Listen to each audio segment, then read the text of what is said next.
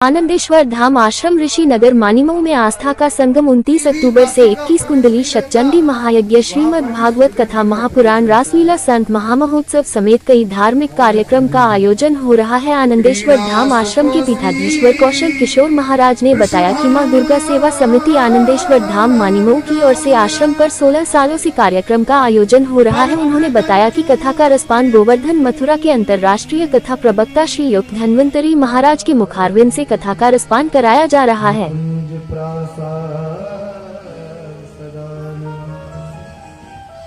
क्रीड़ा श्री किशोर जी के क्रीड़ा भगवान श्री कृष्ण और श्री राधा रानी के प्रेम को प्रकट करने वाले उनके परम प्रिय महाराज भागे भागे भगवान श्री कृष्ण के पास पहुंचते हैं। कहते हैं प्रभु आपकी परम प्रिया श्री किशोरी जी आपके ग्रह में बड़ी विरहातुर है, जाइए उनसे मिलिए आप। और राधा जी के नाम को सुन के जब ठाकुर जी भी भाव विभोर हो जाते हैं तो उनके प्रेम की दशा का वर्णन श्री किशोरी जी के सामने सुखदेव जी करते हैं। ऐसे भगवान के प्रेम का वर्णन करने वाले सुखदेव जी को श्री किशोरी जी ने आदेश दिया कि हे शुक तुम धरती पे जाके हमारे और हमारे प्राण प्रीतम श्री कृष्ण के प्रेम का वर्णन करो।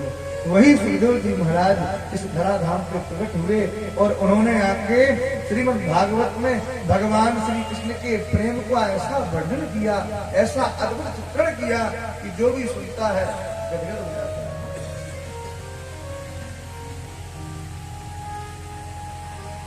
नारायणं नमस्कृत्य नरं चैव नरोत्तमं सब काम हो रहा है की कृपा से सब काम हो रहा है।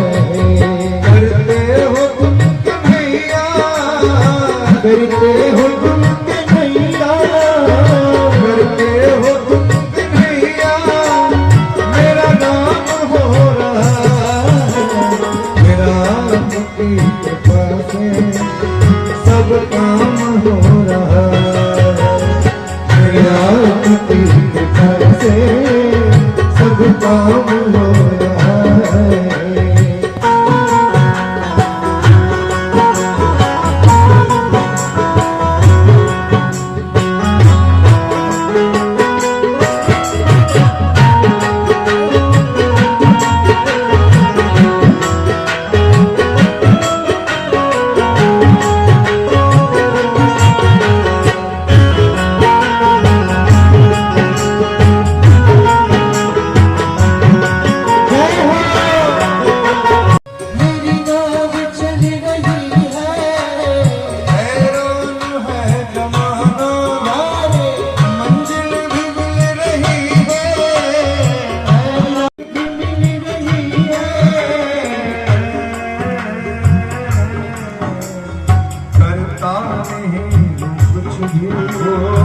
करता नहीं कुछ भी सब काम हो रहा है।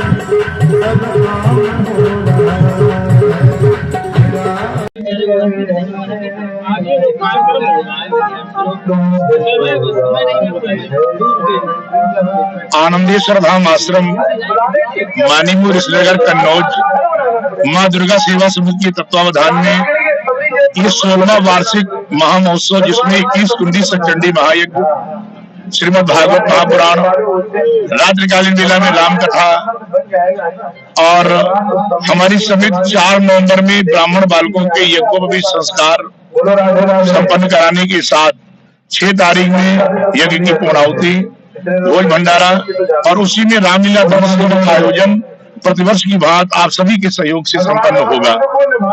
आनंदेश्वर भगवान की कृपा सभी को प्राप्त हो, हमारे राष्ट्र में सभी लोग स्वस्थ हो, अखंड भारत की परिकल्पना साकार हो, हमारी समिति स्वच्छ भारत पर्यावरण संरक्षण के लिए कटिबद्ध बेटी बचाओ बेटी पढ़ाओ के साथ